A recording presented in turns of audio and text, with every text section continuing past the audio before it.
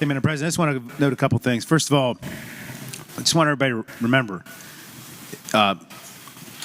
first of all, the court case, we'll find out the answer to the court case when the appellate courts speak and how much legal validity there is in the arguments that were made in the judge's opinion. We'll find that out when the Court of Appeals or the Supreme Court has the final word on that. But I do want to note that when this goes on the ballot in April, it's not us that has the final word on this. It's the people of Virginia. The people of Virginia are the ones that decide whether or not Virginia responds to what's happening in Texas, North Carolina, and Missouri, and has been mentioned yet on the floor, but also Florida. Because 3 weeks ago, Governor Ron DeSantis called the Florida legislature into special session for the week after, I believe the week after this referendum is scheduled, for Florida to join the party in sticking it to Virginia.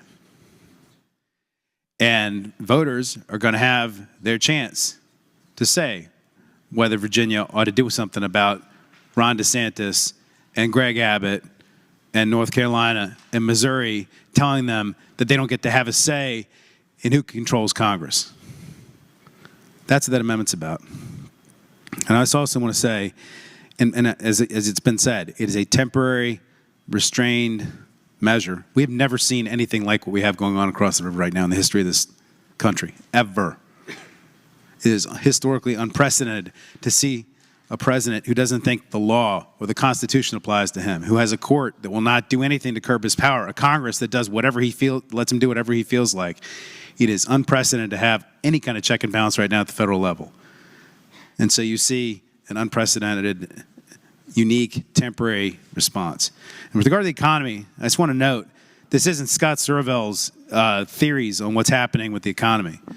We've heard numerous briefings now at Senate Finance. We just got the State of the Commonwealth report from ODU 3 months ago.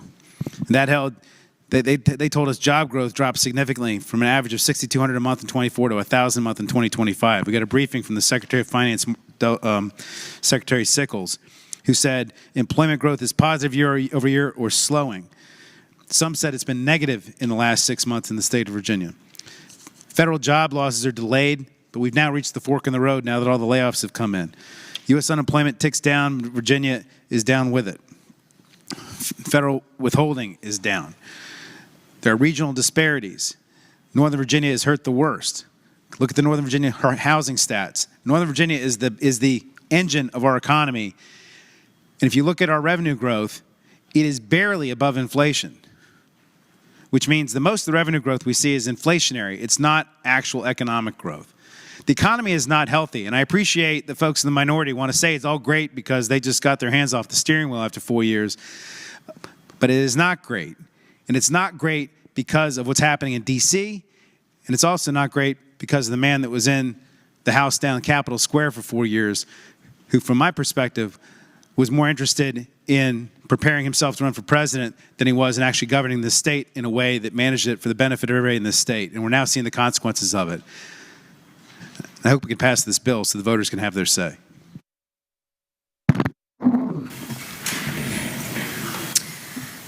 The question is, shall HB 1384 pass? All in favor of the motion will record their votes aye. Those opposed, no.